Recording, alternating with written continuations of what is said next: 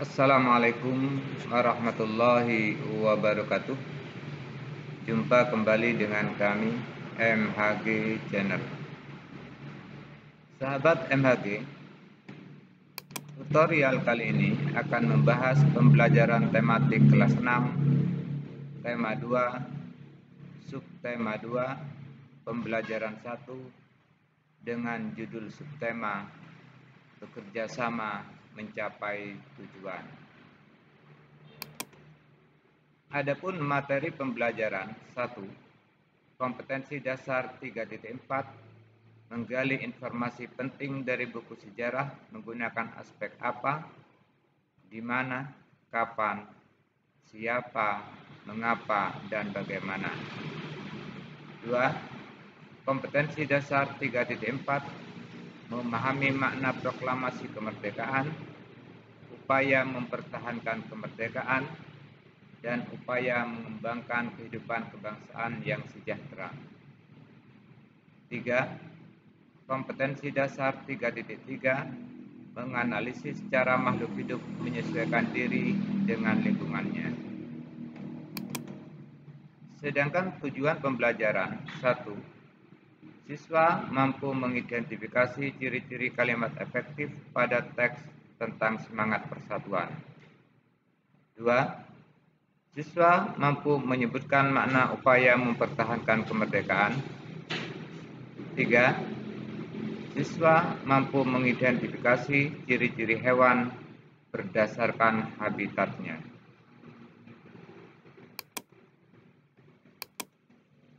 Sahabat MHG, mari kita pelajari tujuan yang pertama, yaitu ciri-ciri kalimat efektif. Kalimat efektif adalah kalimat yang mengandung gagasan pembicara atau penulis yang terdiri atas kata-kata yang mempunyai unsur SPOK. Adapun ciri-ciri kalimat efektif 1, memiliki unsur penting atau pokok, minimal unsur subjek dan predikat. 2, menggunakan struktur bahasa yang tepat. 3, memenuhi kaidah ejaan yang berlaku.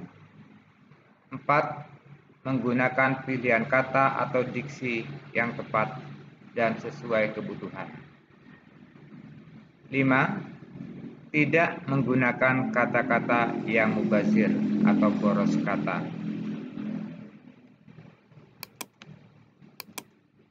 Berikut ini akan saya tampilkan beberapa contoh kalimat efektif dan kalimat tidak efektif.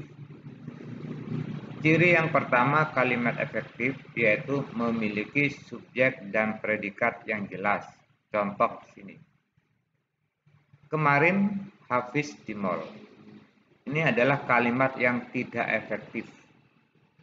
Kita lihat di sini. Hanya mempunyai satu subjek. Nah, predikatnya tidak ada di sini. Nah, kalimat di atas ini akan menjadi efektif jika dirubah.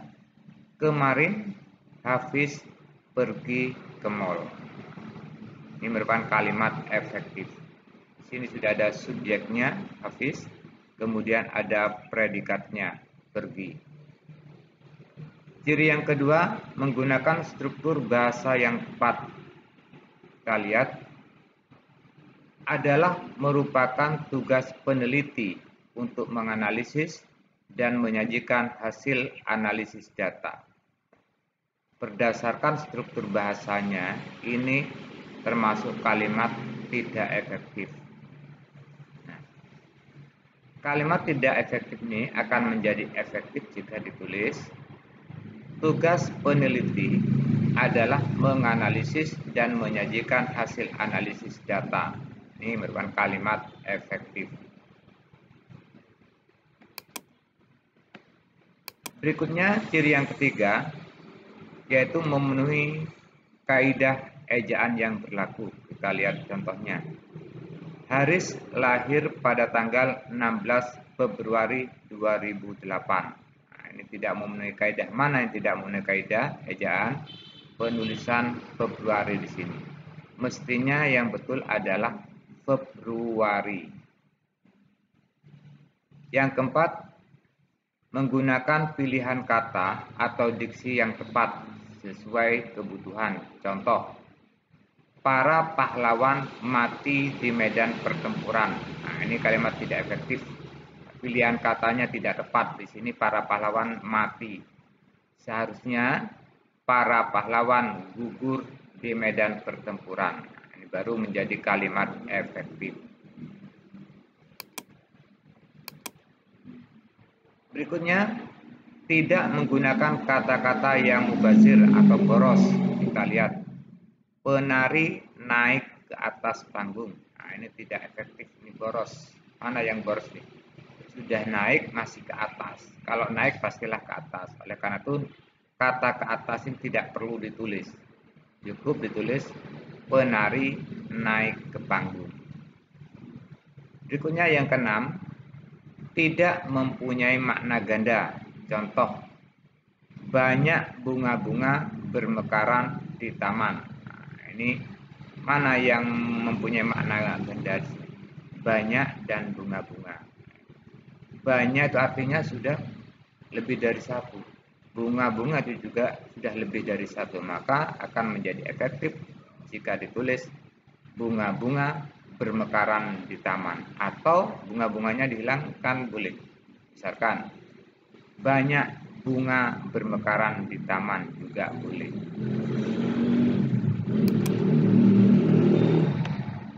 Sahabat MHG, berikutnya kita akan melanjutkan usaha mempertahankan kemerdekaan. Perjuangan dalam usaha mempertahankan kemerdekaan disebut masa revolusi fisik. Masa revolusi fisik terjadi pada tahun 1945 sampai dengan 1949. Usaha mempertahankan kemerdekaan dilakukan dengan dua cara, yaitu diplomasi dan dengan kekuatan senjata. Nah, mari sekarang kita pelajari beberapa usaha mempertahankan kemerdekaan atau pada masa revolusi fisik. Yang pertama di sini pertempuran Ambarawa. Pertempuran terjadi pada tanggal 20 November 1945 sampai 15 Desember 1945. Pertempuran Ambarawa terjadi antara pasukan TKR, Tentara Keamanan Rakyat, dengan pasukan Inggris. Pasukan Inggris adalah pasukan yang ditugaskan oleh pihak sekutu untuk mengurusi wilayah jajahan Jepang. Kemudian pemimpin TKR dalam pertempuran Ambarawa yaitu Kolonel Sudirman. Tanggal 15 Desember diperingati sebagai Hari Infanteri. Di berakhirnya pertempuran Ambarawa tanggal 15 Desember diperingati sebagai Hari Infanteri. Untuk mengenang pertempuran Ambarawa didirikan sebuah tugu yang diberi nama Palagan Ambarawa. Di Palagan Ambarawa ini untuk mengenang pertempuran Ambarawa. Berikutnya, tokoh yang gugur dalam pertempuran Ambarawa yaitu Letnan Kolonel Istiman.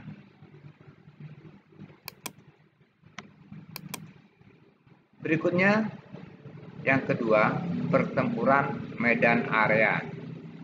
Penyebab dari pertempuran Medan Area adalah Sekutu membuat garis batas pada tanggal 1 Desember 1945. Yang kedua, pihak sekutu menginjak-injak lencana merah putih.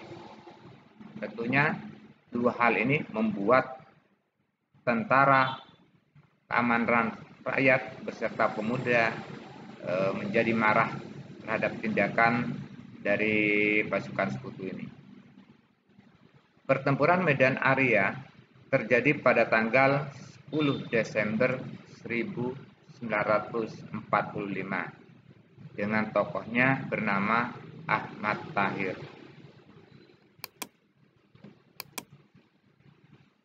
Pertempuran yang ketiga yaitu peristiwa Bandung Lautan Api. Peristiwa Bandung Lautan Api terjadi pada tanggal 23 Maret 1946.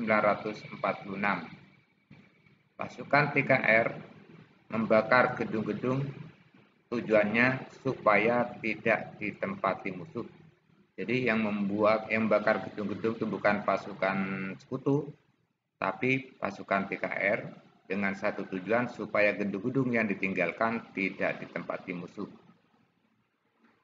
Berikutnya, tokoh dalam peristiwa Bandung Lautan Api adalah Abdul Haris Nasution. Dalam peristiwa Bandung Lautan Api, gugurlah seorang pahlawan yang bernama M. Toha.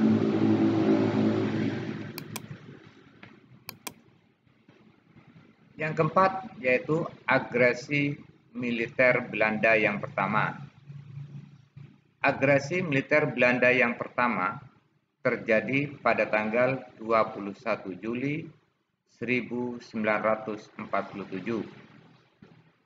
Agresi militer Belanda yang pertama disebabkan karena Belanda merasa tidak terikat lagi dari perundingan Linggarjati yang disahkan pada tanggal 25 Maret 1946.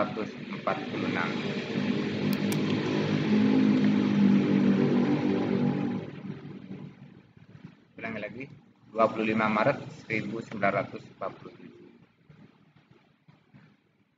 Berakhirnya agresi militer Belanda sini karena peran PBB yang membentuk Komisi 3 Negara yang terdiri dari Australia, Belgia, dan Amerika Serikat. Australia yang merupakan pilihan dari negara Indonesia, sedangkan Belgia ini pilihan dari negara Belanda, sedangkan Amerika Serikat adalah Komisi 3 Negara yang netral.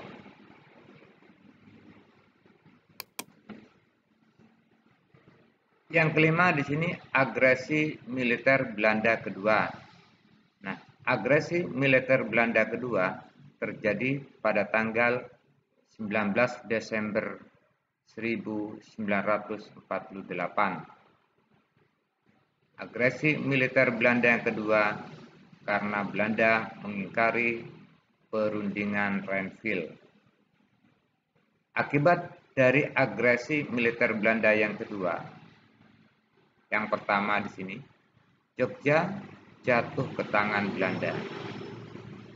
Presiden dan Wakil Presiden RI yang pada saat itu ada di Jogja ditangkap.